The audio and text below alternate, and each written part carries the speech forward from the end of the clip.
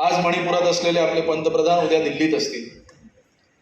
उद्या दिल्लीत त्यांचा जंगी सत्कार आहे जीएसटी कमी केल्याबद्दल. माझी अशी अपेक्षा होती जीएसटी ज्यांनी आणला त्यांचाही उद्या केला असता तर लक्षात आली असती तफावत. पण आपण अशा एका हॉलो काळात जगतोय. काल परवा सर्व न्यूजपेपरमध्ये फुल पेज ॲड्स होत्या. सगळ्या मारुती सुझुकी पासून सगळ्या टू व्हीलर कंपन्यांपासून सगळ्यांच्या पंतप्रधानांना धन्यवाद देणाऱ्या की धन्यवाद तुमच्यामुळे आम्ही बाईक स्वस्त विकू शकतो.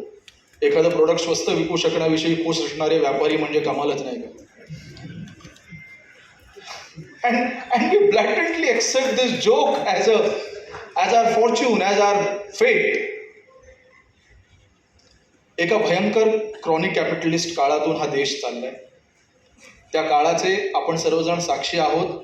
त्या काळाची इथे वाक्य मी मगाचपासून सारखं वाचतोय. The struggle you are in today is developing the strength you need for tomorrow. या वाक्यात एक जास्त मोठा गर्भित अर्थ असा आहे that there always will be a tomorrow when you will need strength. Never forget that. If you are at the right side of the humanitarian thought, if you are at the right side of the public life and the welfare of this nation, there always will be a tomorrow when you will need the strength. And there always will be a today where there will be a struggle. And we should be prepared for it more than ever. Because of the political situation, because of the social situation right now in this country.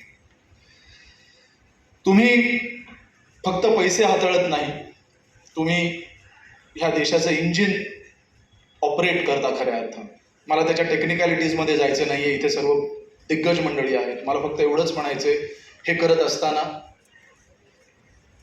तुम्ही अशा एका संघटनेशी संलग्न झालाय ह्यासाठी मी इतर आम्हा सर्व नागरिकांतर्फे आपले आभार मानतो.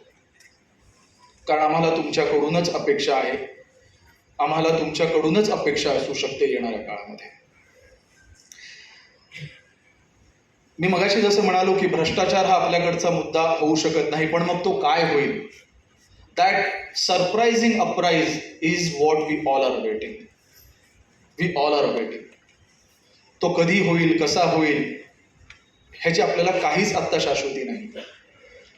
नेपाळमध्ये जे 2-3 दिवसात झालं तसं व्हावं अशी अजिबात इच्छा नाहीये. तसं होऊ नये म्हणूनच आम्ही बोंबलून सांगतोय की अशी परिस्थिती येऊ देऊ नका या देशावर.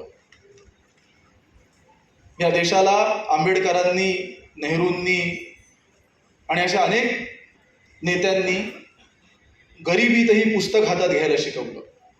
त्या देशामध्ये आत्ता मूर्ख असणं, अडाणी असणं हे गौरवाचं लक्षण बनू पाहतं. तसे स्टेटमेंट्स रोज येतात. त्या दिवशी तर मला